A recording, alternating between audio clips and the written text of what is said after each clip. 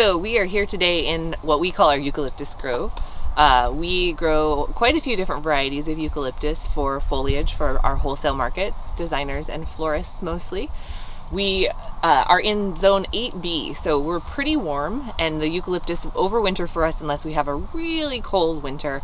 And then there are certain varieties that may overwinter from the roots as opposed to from their tops. But all of them need to be maintained so that we can continue to have really nice bushy plants for harvest throughout the season. So that's what we're here today doing, is cutting back the eucs so that we get a nice base for our 2020 crop. All right, so the eucalyptus that we're going to be working on today ranges in age from first year plants through about third year plants. So a variety of sizes, and that necessitates a variety of tools. So we'll start with just a basic nice pair of pruners that we have, just handheld pruners to kind of get some of the smaller stuff.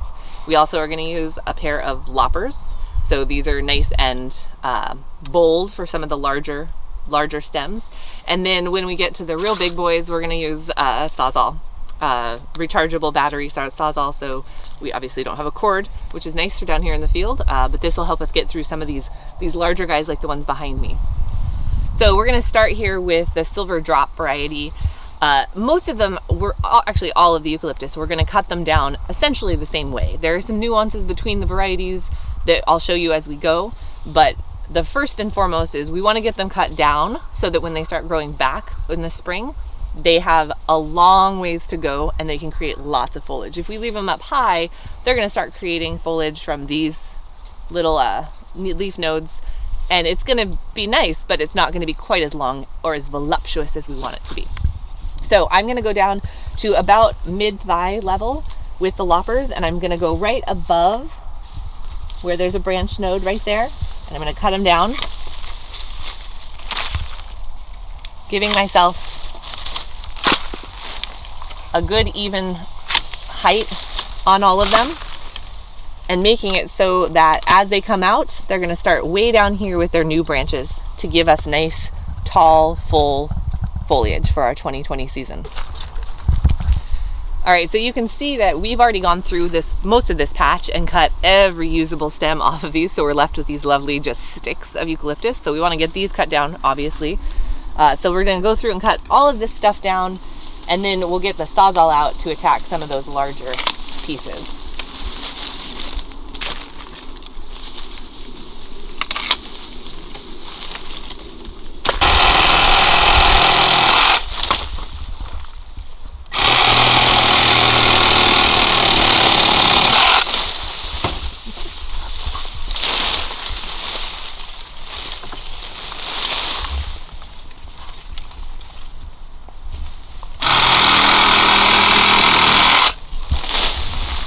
So next up is the Willow euc. This is Eucalyptus nicolii, and I wanted to quickly, before I start in on these, talk a little bit about the spacing that we have these at. So you can see the newer stuff that's behind me is spaced very close.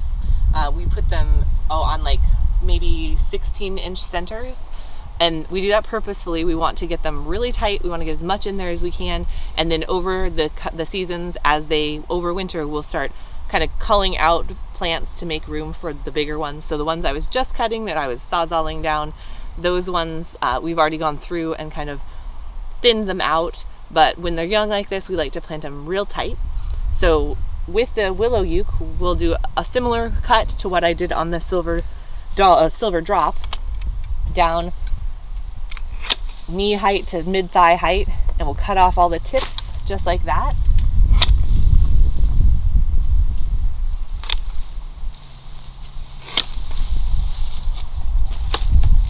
With some of these, I'm also going to take my pruners and get down low just to try to get some of the stuff that's hanging over the path. It's all raggedy and we don't need it. I'd rather have the plant put its energy into putting out nice new foliage. Now this row behind me is first year crop, so you can see that they're not as large, not as bushy, not as mature. We're going to do a little bit less aggressive pruning on them. We're just going to cut them down to a similar height, leaving quite a bit of that lower foliage for them to come back from. And then there are some that we're not even going to tip at all, ones that look nice and healthy. We haven't cut off of them yet, so we're just going to leave them. We might cut a couple of them just to get them to bush out, but we don't want to be too aggressive at this point with them. This row is blue spiral, and you can see we were pretty aggressive with our cutting on these. They grow nice and upright and send out nice side shoots, so really all we're going to do is go through here and cut them back to the height that we like and leave it at that.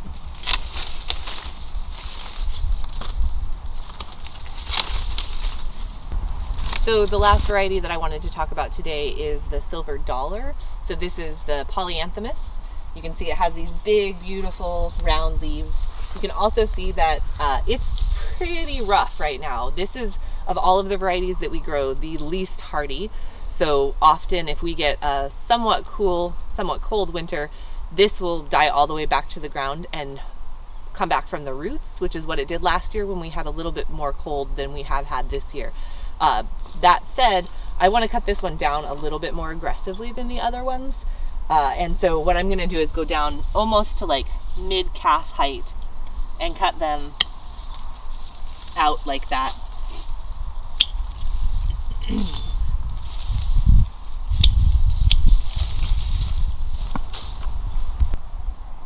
So you can see behind me all of the tall sticks that are sticking up. Those are all of our oldest stock. We're going to come through and, just like I showed you, cut those way down to try to get them to pop out new growth this year. And then we'll continue to maintain these younger plants, and we'll be planting a secondary or a tertiary crop also this year. That way we have a successive growth of eucalyptus for the years to come.